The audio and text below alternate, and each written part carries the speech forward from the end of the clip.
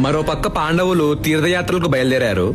గంధమాదన పర్వతం చేరారు. ఆ పర్వతం పైకి ఎక్కుతుంటే చాలా వేగంగా గాలి వచ్చింది. ఆ వేగానికి నిలదొక్కుకోవటం కష్టమైంది. ఆ తర్వాత వర్షం పట్టడం మొదలైంది.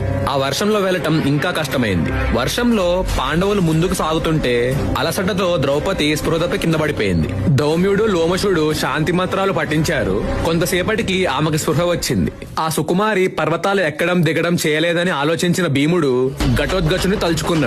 ఘటోత్కచుడు అనుచరులతో ప్రత్యక్షమయ్యాడు.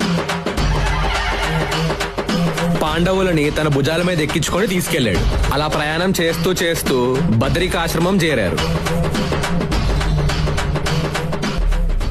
ఒకరోజు ఈశాన్య దిశ నుంచి వస్తున్న గాలిలో సుగంధం విలువరిస్తూ ఒక సహస్ర దళ పద్మం వారు కూర్చున్న చోట పడింది. ఆ పుష్పం చూసి ద్రౌపది ముగ్ధురాలైపోయింది. ఆ తర్వాత ఇలా అంది, భీమసేన, నీకు నా మీద ప్రేమ ఉంటే ఇటువంటి పుష్పాలు అనేకం తెచ్చిపెట్టు అని అంది. భీమసేనుడు ముందు వెనకాల ఆలోచించకుండా అటువంటి పుష్పాల కోసం ఈశాన్య దిశలో బయలుదేరాడు. అక్కడున్న పర్వతం మీదకి వెళ్తూ అతడొక అద్భుతమైన అరటి తోటని చూశాడు. ఆ తోట మధ్య ఒక సరోవరం ఉంది. భీముడు ఆ సరోవరంలో స్నానం చేసి ఆనందంగా శంఖం ఊదాడు. ఆ ధ్వనికి అరణ్యమంతా దద్దరిల్లిపోయింది. భీముడు ఇంకా ముందుకు సాగాడు. అక్కడ స్వర్గలోకానికి వెళ్లే మార్గం ఉంది. భీముడు ఆ మార్గానికి ఇంకా దగ్గరగా వెళ్తున్నప్పుడు